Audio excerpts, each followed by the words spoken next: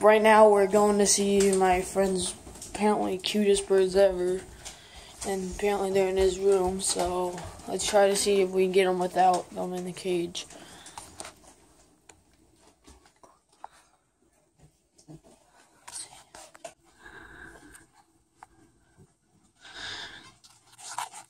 Here's one bird.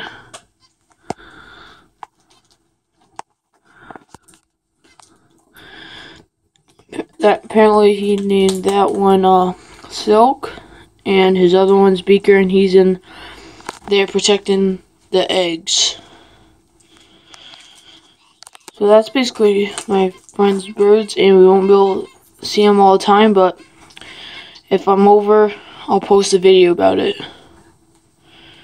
And that's basically all his birds do, is jump, eat, and poop. And poop. So bye.